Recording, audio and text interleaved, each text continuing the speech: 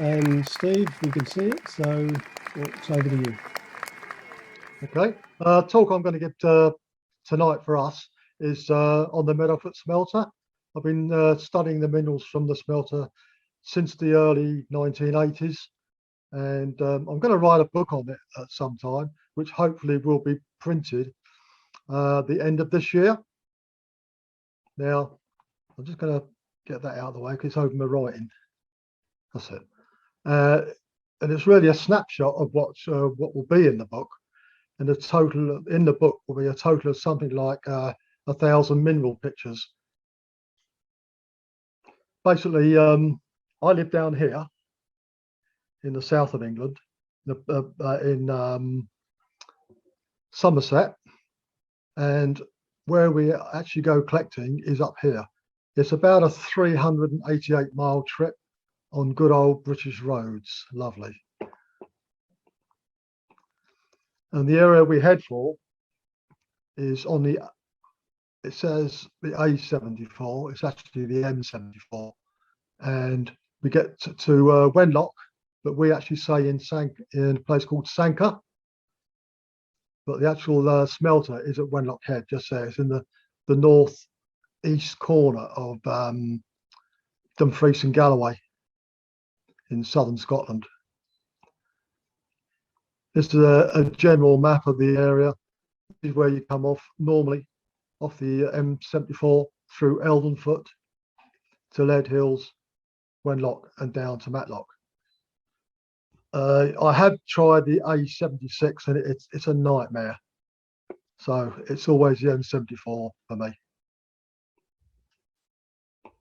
And this is a hand printed Wanlockhead, which the archivist for the Duke of Queensberry has allowed me to use. And it shows Lead Hills and Wanlockhead. And this is the important bit as far as the mines were concerned, is this here is White's Clook, and it shows areas where there's mine dumps all the way across, and down the bottom here is actually New Glen Creef mine, which was worked from at least 1750. And this is a modern day Wenlock. I think it's looking north, but I'm not entirely sure. It might be northeast. And again, Lead Hills, all through the mining areas here. This is Glengonna mine here. And again, New Glen Cleef mine is there. And White's Clook is there. Most of my collection nowadays is down this end here, where the river has carved through the veins. It's washed out a lot of vein material just here. It's a bit of a jumble, so you don't actually know which vein it's come from. But it's some nice stuff. And this is called Church Street. It runs up to about there and then turns into a track which takes you to Meadowfoot Smelter. And this is an aerial image of the smelter. It shows the original old flue and then the circular flue. It was a double flue, and it was built in 1867 because they was losing too much lead to the atmosphere through the old flue. And they used to, every 2 years, it was flushed through with water to collect these sublimation products, and then it was re-smelted. The main area of interest for us is here. This is the main slag dump, all this area here. And this is a close-up of the area. This is the original smelting half building, built in 1843. A lot of these other buildings are more modern. This area here is probably the additional 3 smelters that were built in about 1910. This building here, I'm not sure what that is, or this one. These 2 buildings appear to be from 1910 onwards. And this is the, or was, the desilvering building, what remains of it. And here, see, there's no trace of these other buildings on here, which leads me to believe they were built after 1910, when the smelter was had increased capacity. And the crusher mill here, this was the original crusher built in 1843 and worked till 1906.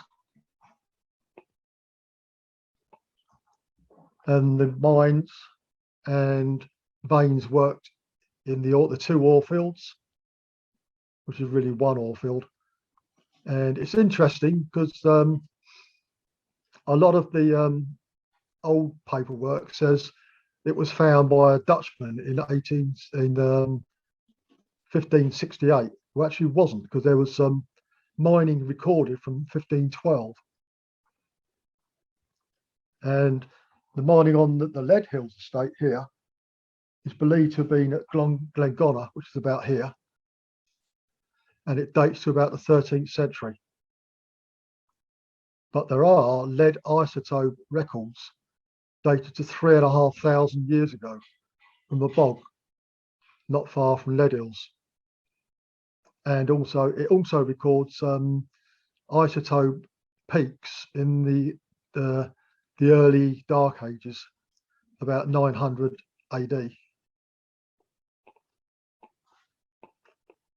Sorry, it's a bit flicky. Extensive mining of the veins did not start until 1675 under a lease from the Duke of Buccleuch, and it then continued until about 1930. Although the dates are a bit ambiguous around here, about 1930, because it believed the smelter were actually closed in 1928, but the mining lease actually ran out in 1934, I believe. And there was a short mining revival when the price of lead increased to about £110 a tonne. It was short-lived because by 1958, the price of lead had plummeted to £70 a tonne, and it was closed down. But it was still working, settling ponds and dumps until about 1968 for lead, zinc, and hardcore. And this is the Patton Old smelter. This is the one that was working from 1755 to 1843. In 1843, this was superseded by the Meadowfoot Smelter. Although there's a little bit of a bit more interesting on one of the ledgers I've managed to find. And this is remains of the Meadowfoot Smelter, which was used for military target practice in 1943. So it was actually devastated.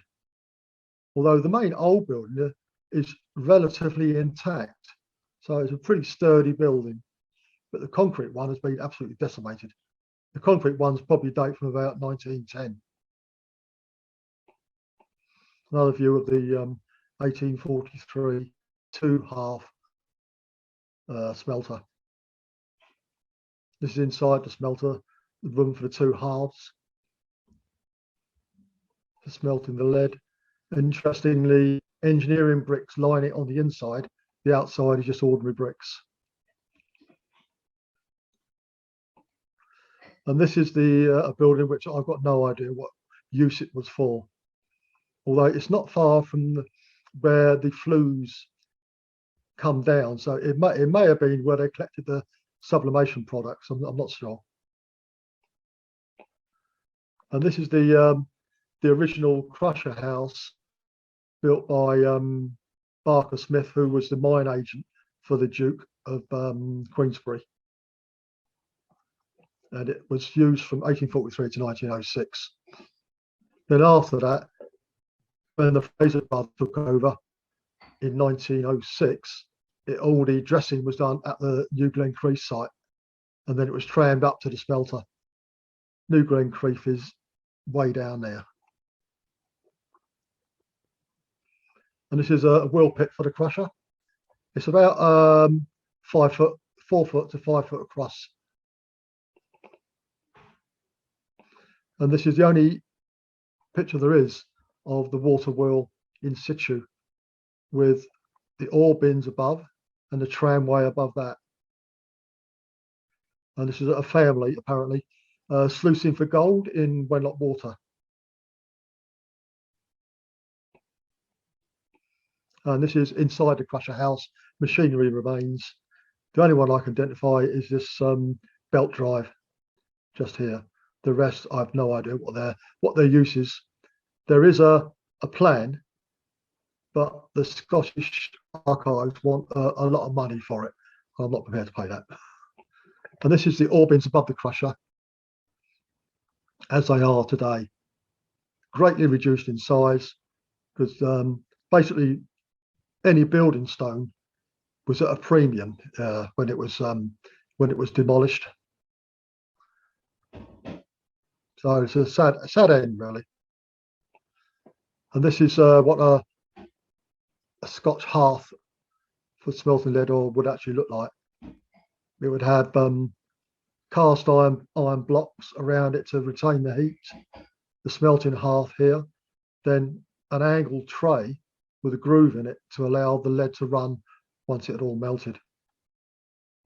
Then it was taken from this sumpter pot and poured into these cast iron bar modes.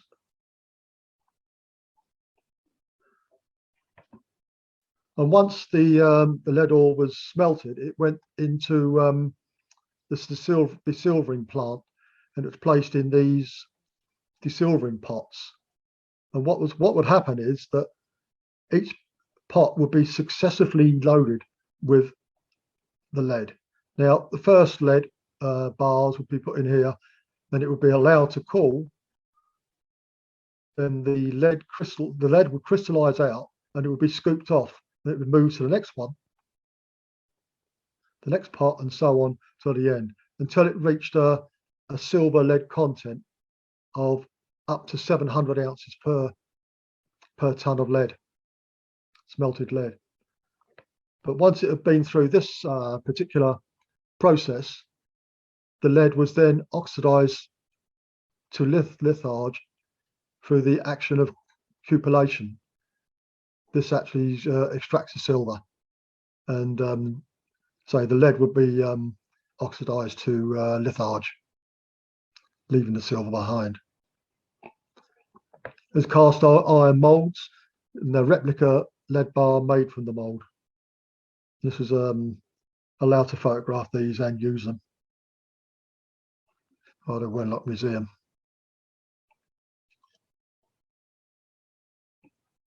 And this is possibly the old desilvering plant. The plant was scrapped in 1910 because really it became not worth the trouble of extracting the silver. So the lead bars were sold mostly to a smelter in the Netherlands, and they obviously paid a premium because the silver was still in the bar. And these are stacks of lead ingots outside. I think they're just there for stacking purposes only, because by the time this picture was taken, as I say, the desilvering plant was scrapped. This is a lead bar sale ledger for Meadowfoot. The interesting thing here is the first 3 years show lead production from Pat Snarls, and the royalty was paid in lead bars to the Duke of Queensberry. And now, the interesting thing as well is that they were producing lead bar from the Meadowfoot Smelter in 1842. So that would say to me that the date for the original date for the smelter being built is actually 1842 and not 1843.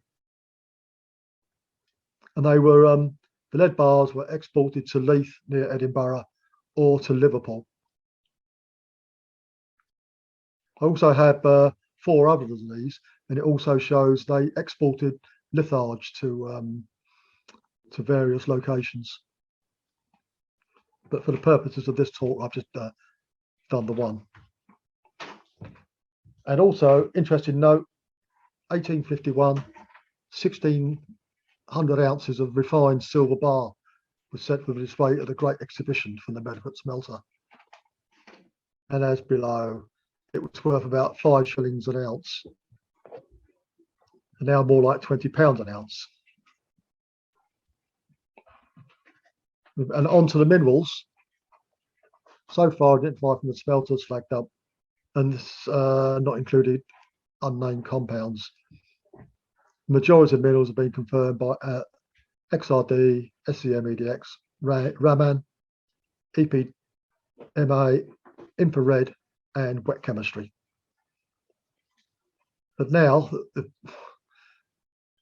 99% of the smelting mining area, including Lead Hills, is a Scottish triple SI site with overlapping Scottish heritage sites, which basically means if you haven't got a legitimate reason to collect, then you're just not allowed to. And basically, because of this problem, I decided to write this book. As much information on the site and minerals as I can. And it also clarifies some old information.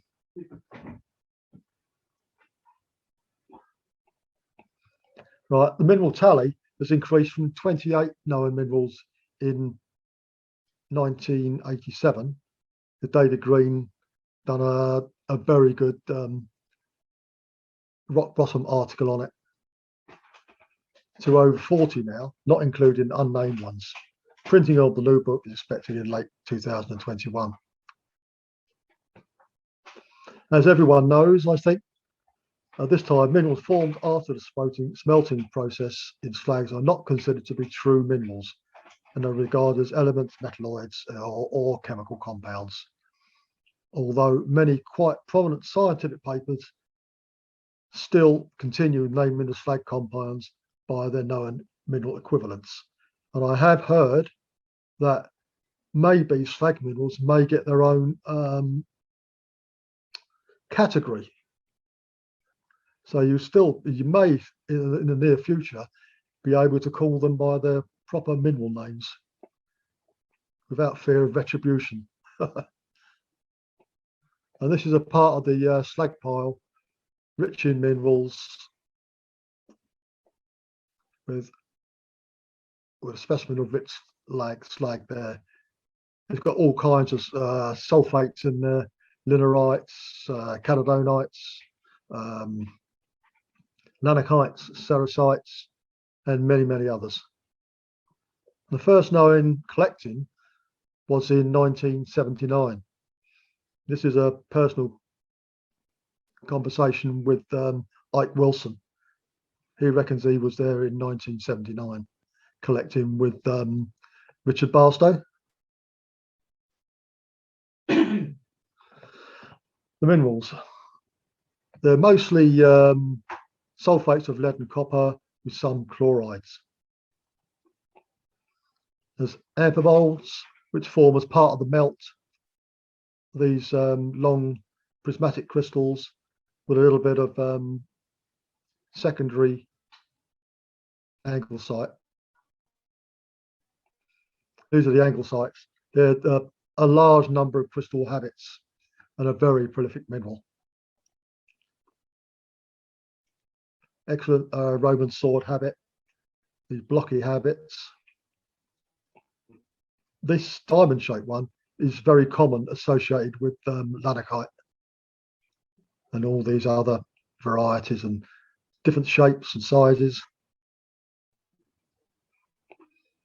And occasionally it's found coloured, very rare, but it is found.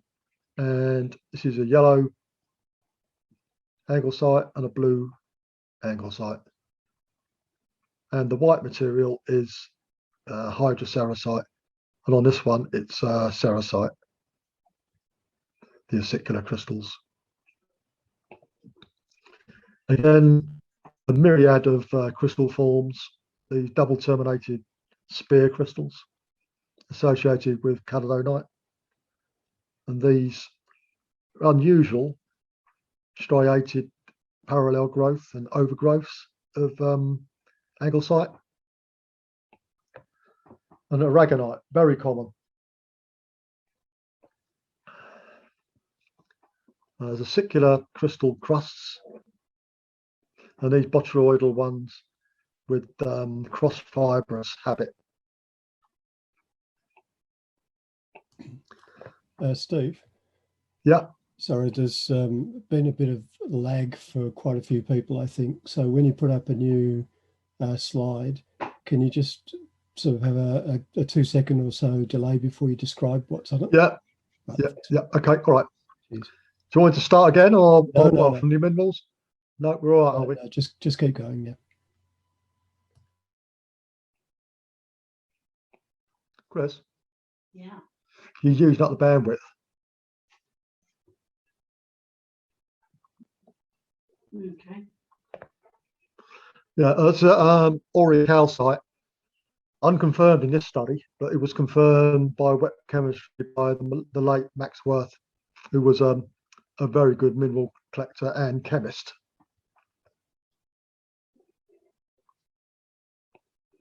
Barite has been confirmed on one specimen, It was confirmed associated with botryoidal bubbly hemimorphite.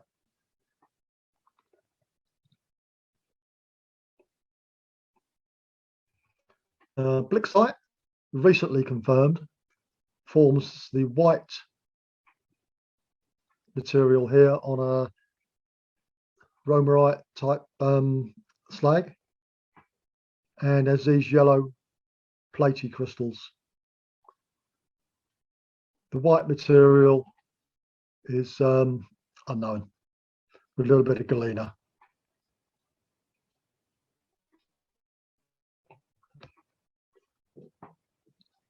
And this is the first occurrence of a silver mineral from a silver secondary mineral from the slag.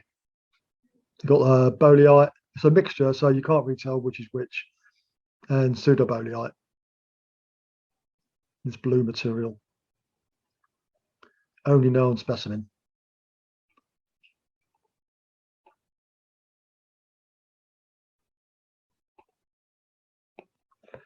And bracantite, very common, as these lath-like crystals with horizontal growth lines in them. Also, these are somewhat rare. The crystal form get concave edge with a convex major face.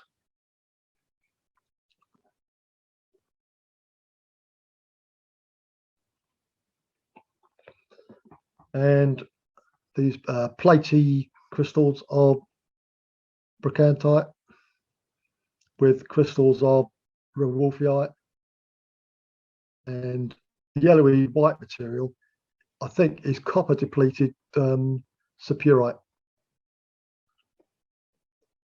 And then there are these boat-shaped crystals of bracantite.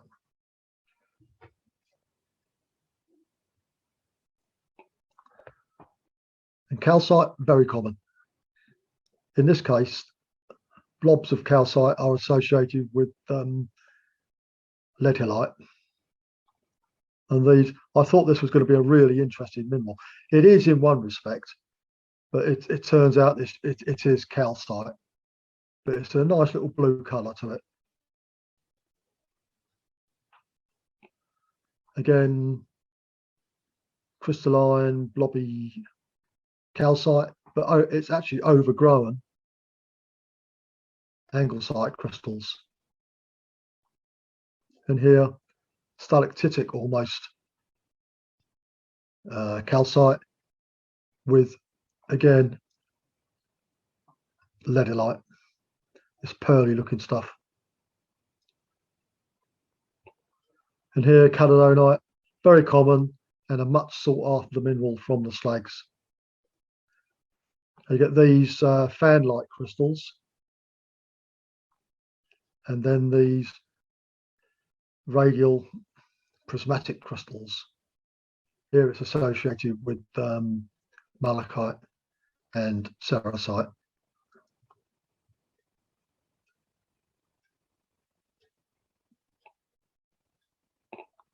And balls and botryoidal, very pale cadonite.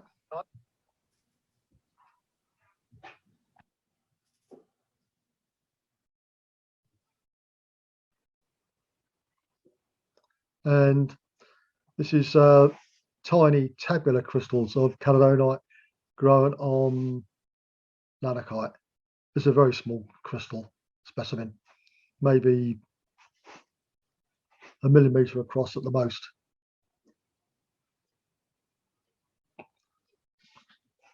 And this unusual green or blue-green cadonite, and here the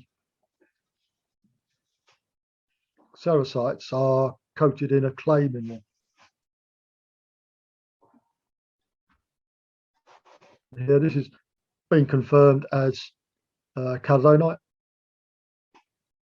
associated with anglesite.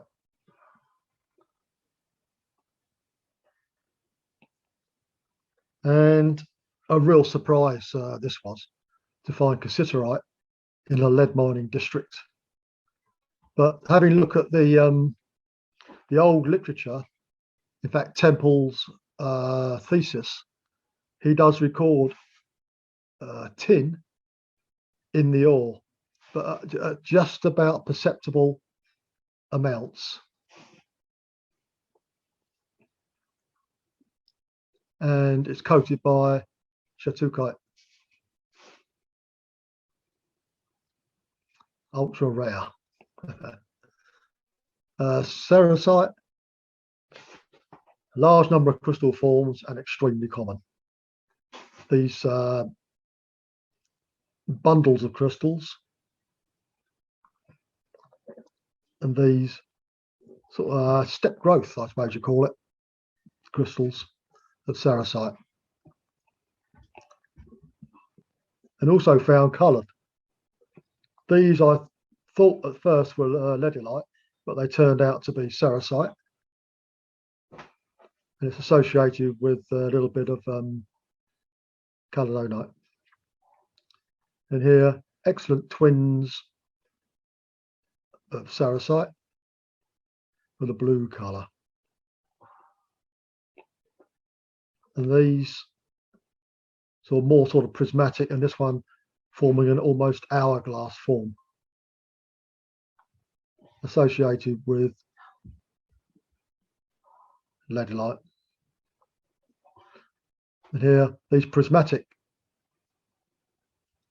cerussites with, again, leadylite, are these little tiny crystallites. And chenite, very rare and probably one of the most sought after species from the smelter besides elite. Again, this is a really strange habit. First I've ever seen this habit of chenite. This is the more usually accepted form, and it's surrounded by lanakite, white lanakite. And here, a chenite with a spiky crystal of anglesite sort of resting across it with blue-green caledonite. And here, a boat-shaped crystal of chenite. It's very, very tiny, and it's associated with lanakite and leadylite.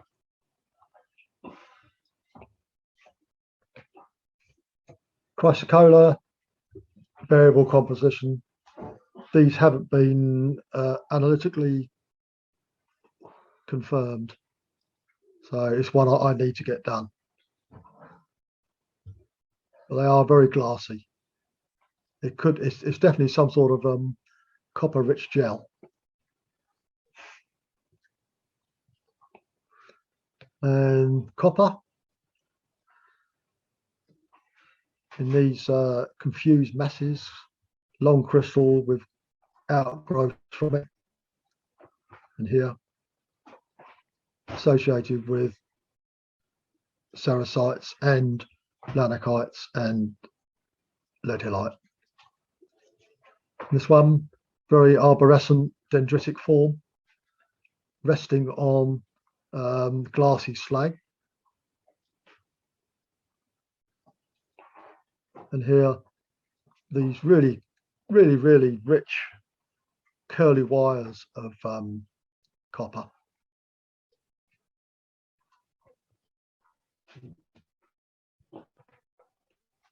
And this one, wires of copper with cuprite.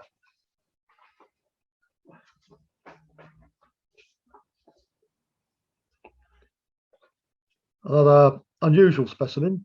This is part of the melt, and it's a zinc-bearing covalite or covaline, and it's very rare, very rare. The white material on it is actually minute crystal groups of pyramorphite. Also, even smaller, which you can't see here, a tiny little sphalerite crystals growing on the zinc covellite.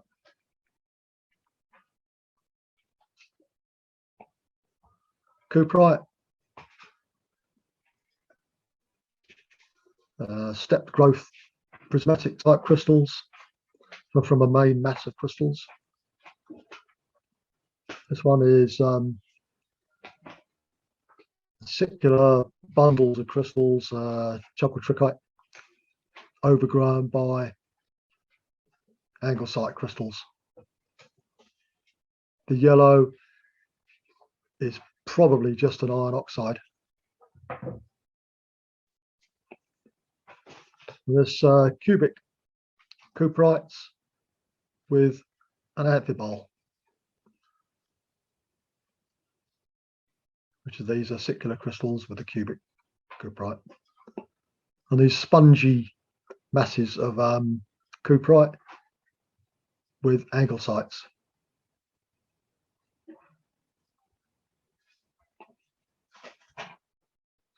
And obviously everyone likes a chalcotrichite. This specimen is probably about 1 millimetre across.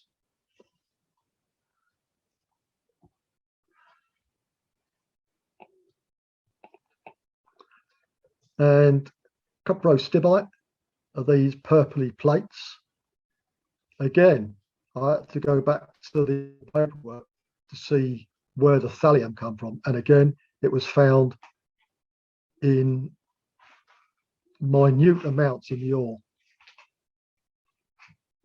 In fact, it was, I don't know how they managed to find this, but it was below detectable levels. I don't know how they managed to interpret it that this was, that there was thallium in the ore. But obviously they did. There must be a cut-off point to say, well, that's what it is really, but we can't say it is or something like that. Anyway, it's very rare. And Deviline, I'm still not wholly convinced that it doesn't occur there, but so far of the half a dozen specimens that I've had tested, they've all turned out to be serpurite. So as far as I know, it's not been confirmed. And elite, along with chenite, one of the most sought after minerals from the smelter. A large intergrown crystal specimen. And this one, it shows crystals of lanakite in some sort of epiaxular overgrowth on the elite crystals. And these are also lanakites. And sprays of elite, again showing some alteration, maybe to lanakite. It's quite a nice specimen with blue lanakite.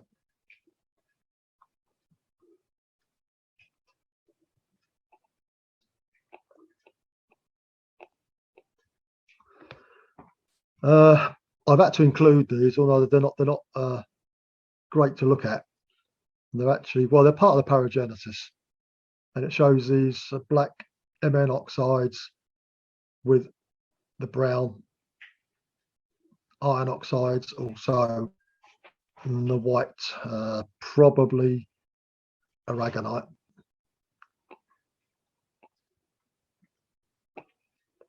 And this forsterite, these yellow crystals associated with an amphibole, the green crystals, and also copper down here.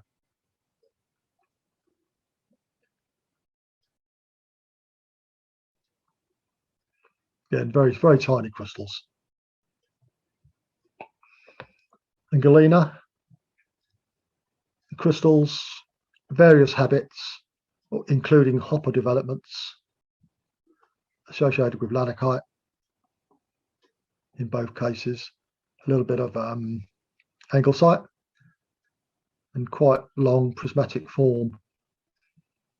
I thought at first that they could be lead crystals, but they're not. They are definitely Galena. And here, this bubbly, partly melted Galena crystal. And very bright crystals with a wing-like development off of one of the crystals.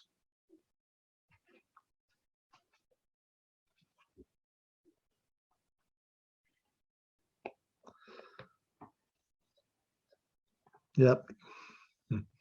There's Galcite, pseudomorph, arthropobblue, fugarite in iron-rich slag. These were probably of a greeny colour when they were fresh, but fugarite is so unstable that it as soon as you collect it, it just goes.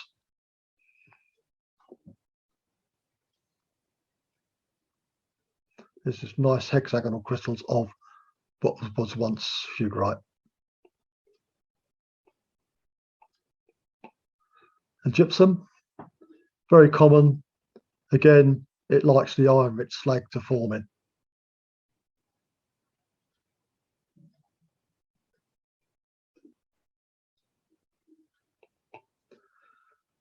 And this is a strange one. This is hemimorphite, but it also looks very much like another mineral, which looks like allophane. But at the moment, I'm calling this hemimorphite. It has been confirmed as hemimorphite anyway.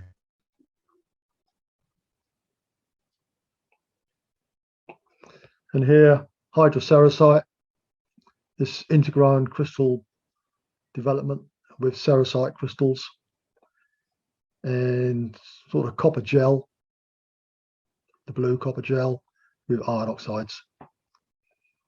And these strange things.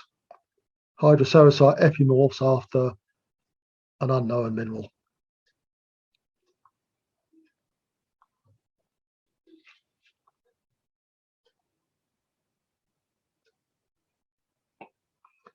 There's lanakites, very nice radial fan-like developments. And these sort of brain-like development of lanakite with crystals of lanakite developed from it and around it.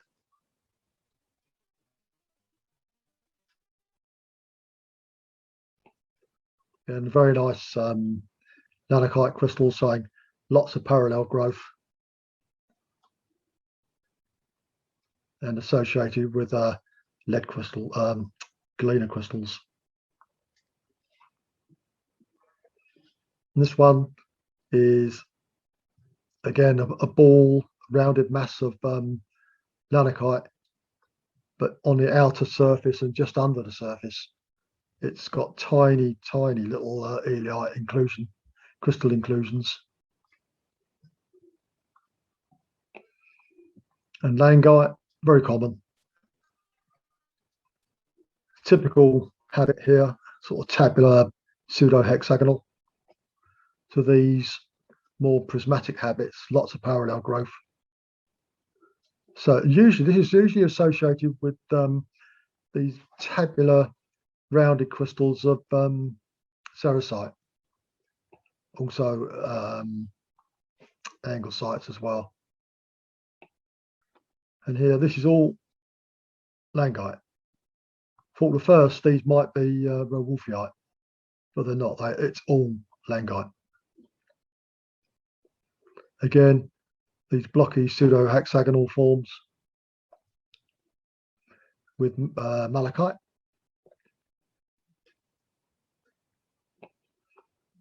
Another mineral that people like to find in their finds is the lauten thalite. This one grown either side of a central rowolfite crystal in epiaxular overgrowth. And this, a very tiny crystal, but well formed. It's probably no more than 0.3 of a millimeter, roughly. Associated with white-blue chalcedonite. And these Again, latent phthalites in epiaxial overgrowth on Rowolfii. The background, I'm not sure what the background is. And here you've got same again, but this time grown on Calcites. And here there's quite a lot of lead dripstone in the slags. Now my theory is that when they were cleaning out the hearths for the next charge of smelting, anything left was just dumped in the dump. So that's why you do find a fair amount of lead that's been smelted.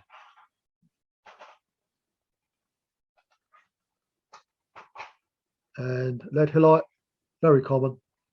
It's found in most slag pieces as these very thin platy habit associated with linerites and tiny caledonites. And this one, a blue leadolite with Calcite. And these step growth lead halites. This one, very thin platy lead halite.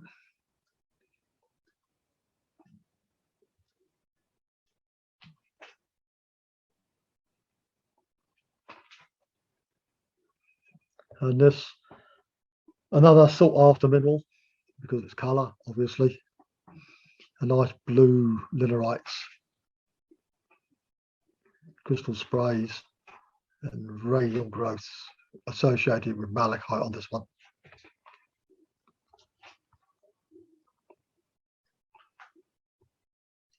And these, at first I thought they was azurite, but no, they are linerites in a really strange habit associated with Calcites, bracantite, and iron stained, copper depleted serpurite.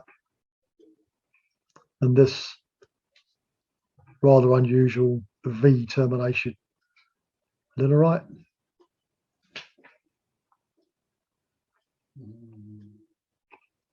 And here litharge and massicot. Again, it's not uncommon, but it's uncommon in large lumps like this. This is about 4 centimeters across. It's usually like this, just sort of red blobs and things. In this case, with yellow massicot. And here, the magnetite that's formed as part of the smelt has been overgrown by lead halite and the Calcites. But it's very, very small. That's probably about 1/2 mil from top to bottom. This repeat growth, stacked growth. And here, melanterite or chalcanthite, probably chalcanthite rather than melanterite.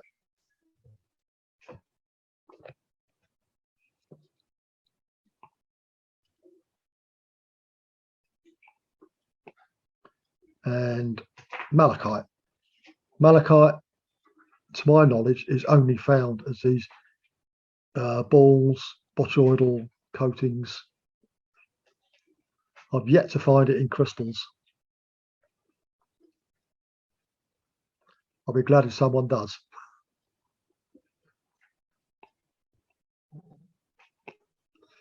And the monohydrocalcite, only known from one specimen in the Natural History Museum, London, which I gave them about 1984-5. But at the time, I wasn't taking pictures. So, but they allowed me to take a picture of it at some time. So that'd be good to get a picture of the monohydrocalcite. Quite pronounced colourless crystals. And another relatively prolific mineral although only in certain kinds of material, usually with smelted lead-rich areas. Otherwise, it's rare. These thin platy crystals are usually associated with malachite. Again, typical platy crystals of paralauronite.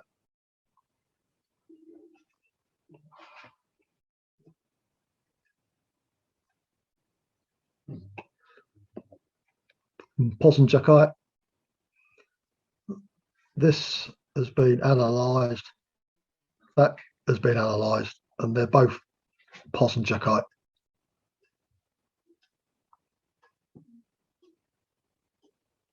Associated with malachite in this case. And this was a bit of a turn up for the books as well, to find pyromorphite in the slag when it's dominated by sulfate-rich species.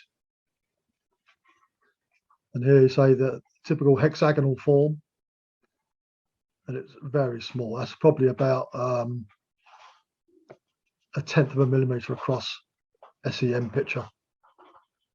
So they are bloody small. And red gillite, typical yellowy green colour here, possibly associated with blue ceratite, not analysed, so I don't know for certain.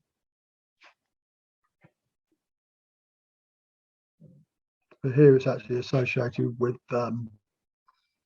serpurite.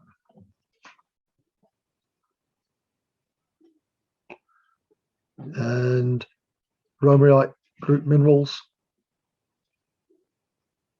These nice red crystals to these yellow ones, these green, these yellow green. At some time before the end of the year, I want to get at least some of the colours analysed to see what the quantitative element count is. So maybe we can pin them down, not to a species, but to a certain colour containing certain elements.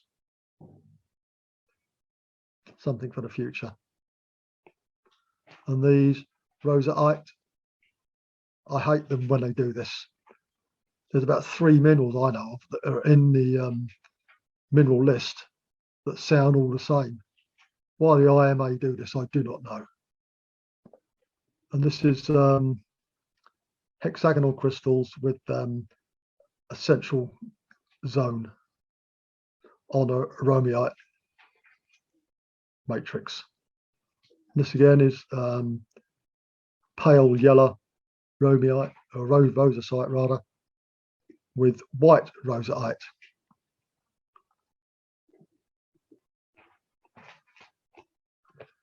And near Schmiederite.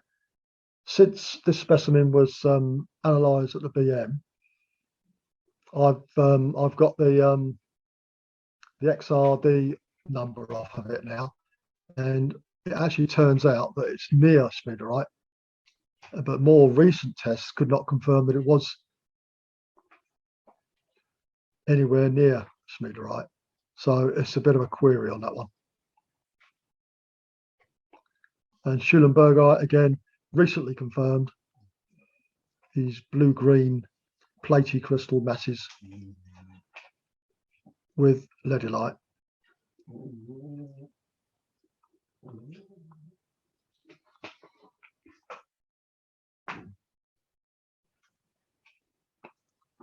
And serpurite, extremely common, very common.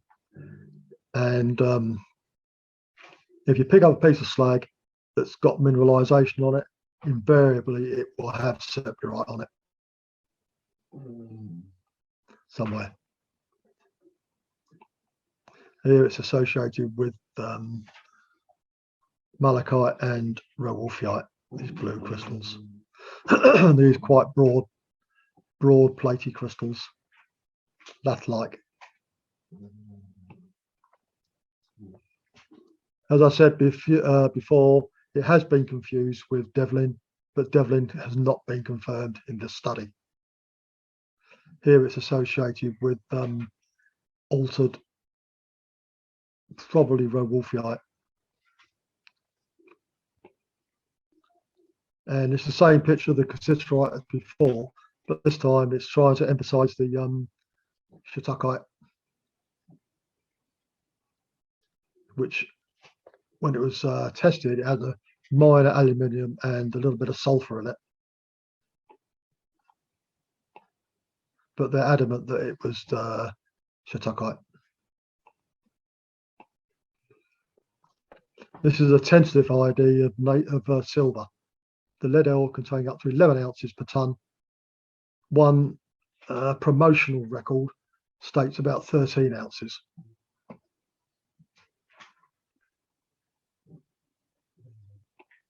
And sphalerite, this has obviously been trapped in the slag.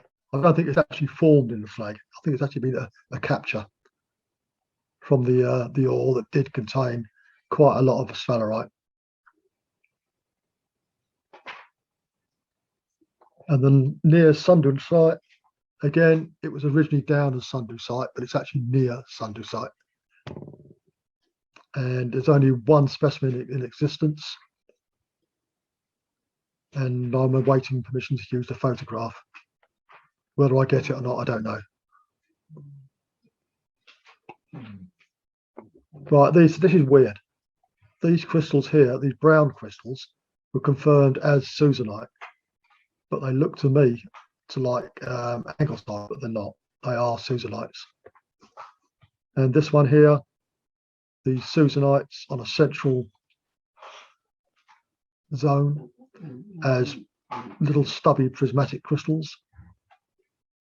And that's an Anglesite coated in some sort of gel, copper gel. So it post-dates. The Susanite post-dates all the other minerals there. And this is very rare. No more than about 4 specimens. Extremely rare. And it's valentinite with with tiny little Anglesite crystals.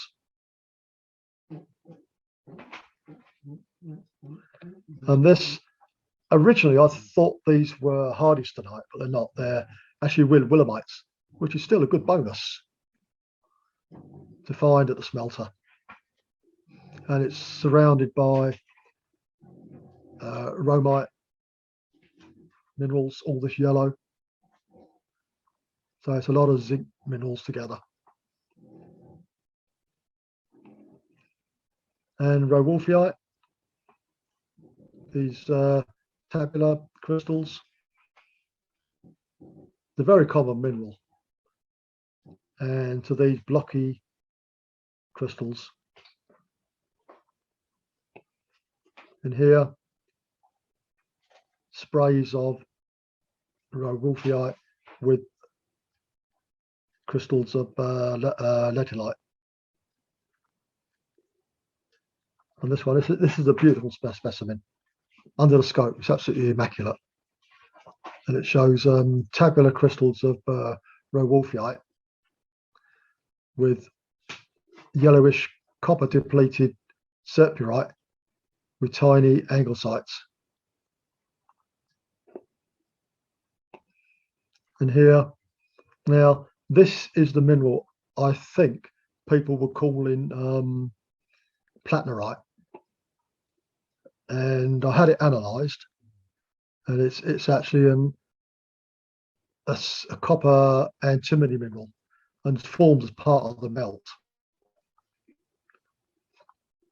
And these feathery blue crystals I had analysed ages and ages ago, and they're a copper lead sulfate of some form.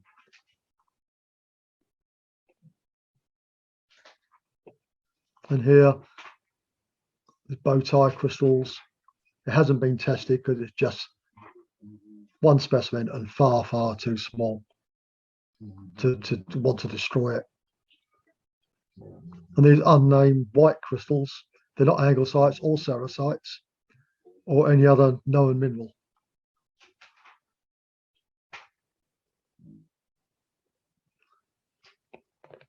And this blue radial crystals,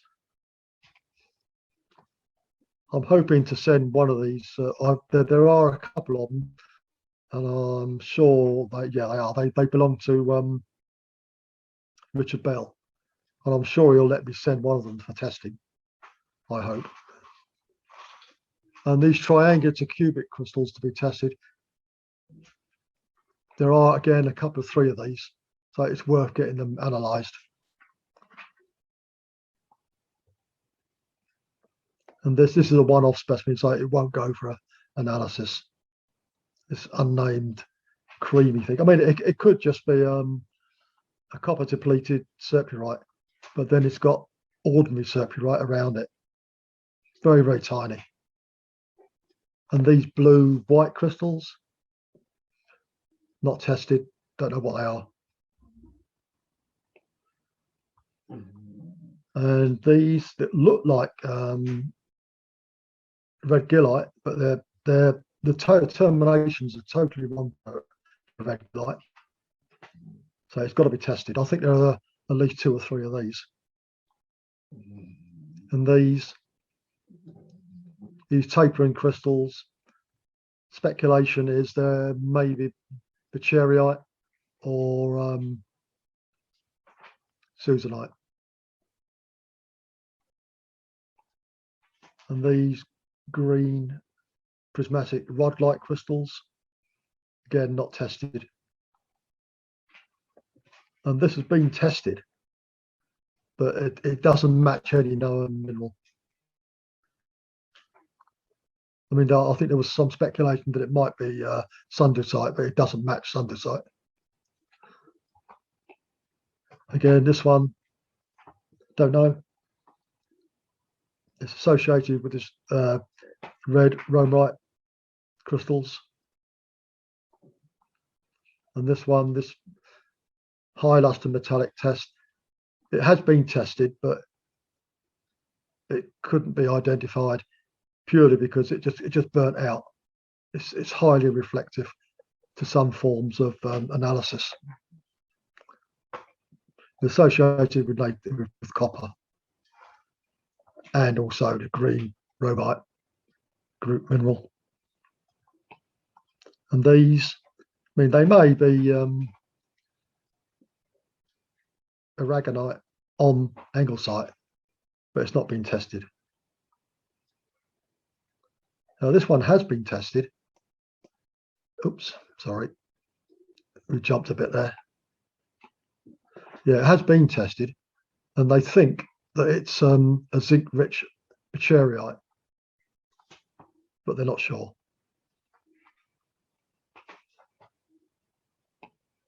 And the acknowledgements, obviously, the Duke of Queensberry for allowing me to use a lot of his archival material.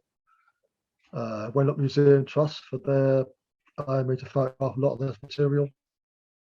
And obviously, 3 very good mineralogists, amateur mineralogists, Richard Bell, Steve Birchmore, and Colleen Thompson.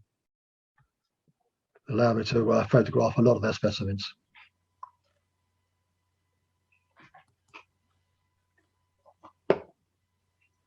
That's it. Excellent, Steve. Thank you. Okay, no worries. Thank you, Steve. We've got a couple of things in the chat. Frank had to leave early, but he wanted to extend an invitation to everybody on the call to the Canadian Micro Mineral Association symposium on Saturday, May the 1st. Free registration, and he's put the link into the chat if anybody's interested in that. And Richard said if the fusarite contains traces of zinc, it stays green and doesn't oxidize. So there you go. Now in terms of questions, I've got one. Well, it's probably not really so much as a question, but probably something that needs to be confirmed. I've actually got a specimen that comes from another collector who was pretty good with making sure that the minerals species were what they actually were. And it's spangalite. Now, it's a blue-green sulfate, copper sulfate. So It could be a misidentified one of the others, but I'll see if I can get a photo of it and send it across to you, Steve. Yeah, do that. Yeah. Because spenglite, the habit is fairly generally easy to identify. So I'll have a look at it. Do we have any other questions for Steve? Any questions for Steve?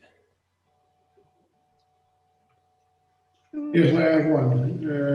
Is there any means of making a distinction between langite and wolfite on visual IDs, or is it just the same? Sorry, Hank, I can't hear what you're saying. It sounds like you're talking. Come again. Is there any possibility on visual identification to make a distinction between langite and wolfite? Yeah, but I don't see why not. Maybe looking some correlate with some of the other German smelters, etc. I don't know. Yeah. So you have to analyze every specimen that you find. No, I'm not getting it. So, Steve, I think what Hank's trying to say is that is there an easy way of identifying whether it's one or the other? Yeah. No. No. No. The sound on my computer is shit. So it's in the chat, though, the question. Yeah, it's in the chat. It's in the chat. Oh, yes. Send me an email. I don't know if it helps, but for the Musquodobout dump in Nova Scotia, I've looked at a lot of the wolfaites and langites in my collection. And while this may not hold everywhere, there is a green tone, or perhaps more, I don't know, a sea green tone to the raw wolfeite in every case when it's been ID'd. As raw wolfeite, yeah. Okay.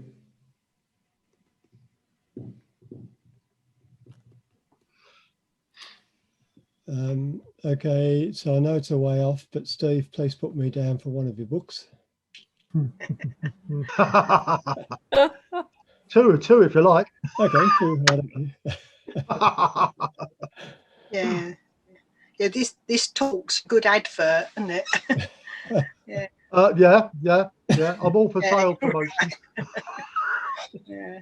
It's going to be so big, it's self-collecting only, I think. You've got to pick it up from England. Say again? It's going to be so big, it will need to be picked up rather than shipped. Well, shipping costs could be astronomical, yeah. That's what yeah. Yeah, I like the idea of doing a book just to go and collect there, Steve. That's a good way to get in. Yeah, it will be very, very limited, the amount I print. Yeah. It will only be to those that actually tell me they want one. I want one. Yeah. I know. Hands up, hands up. Yeah, me too. All right. Any other? I think it would be really useful for anyone who is looking at old dumps from these silver lead type of deposits. It's really interesting. Yeah. It will show good crystallography. Because I intend to do crystal drawings as well. Not that I'm very good at it, but they will be in there. Yeah. Well, it is, and you've got all the minerals that are confirmed. That makes a difference. Yeah, it'd be confirmed minerals. Yeah, and it's good. And I'll try and get the others at least to an element count, the ones that aren't confirmed. Yeah, brilliant. Yeah, good. All right. Any other questions? Yeah. Does anybody remember probably in the 1980s, there was a Slag Mineral Society, and it was. Oh, there was, yeah. Windish. Yeah, I'm from South not no Africa. horse- Yeah, Horse Windish. yeah, Yeah. Yeah. yeah. We were all members of it back then. So Yeah. Does anybody have a full set of the little newsletters? Yeah. got 2 or 3. Got Somewhere. several somewhere if I can find them. Yeah, me too. Same. We ought to try to put together a complete list of those if possible. Yeah. I don't know, this Horse Windish, has he got a son somewhere? I believe he might have have some sets. One of his relatives. Well, after Karen Cross was on Mineral Talks Live, I wrote Bruce a email and asked him about Korst and the society, and Bruce put me in touch with a guy in South Africa who took over the society. He said there's only 1 or 2 of them left, and I asked about trades, and they go, postage is too high, we won't trade with the US. So all right. I can forward that information to anybody that wants to try to follow up. And I will look for what I have. Yeah, I'll see if I can dig my stuff out and have a look and see what I got. Mine's in a box in the garage somewhere. I've got no idea which box it's in. Well, go look for it, man. Something to do. It's a project for you. No, It's a project. no. Yeah, don't waste your time playing bowls, Martin. I spent 2 days this week going through all my spare stuff and shifting it around and relabeling the boxes so I know what I've got. If anyone says to me, can I have so-and-so, I can now hopefully go and find it pretty quickly. Well, I thought you already knew that. No, I didn't. I thought I did, but when I checked it, I didn't. I've got a whole box of stuff from the Restore Iron Mine, but I did last year, and that I can't find it. It's in there somewhere, but I can't find it yet. Never mind. It'll turn up. Never mind. No chance of Penfieldite, Steve, there. Penfieldite, Steve. Yeah.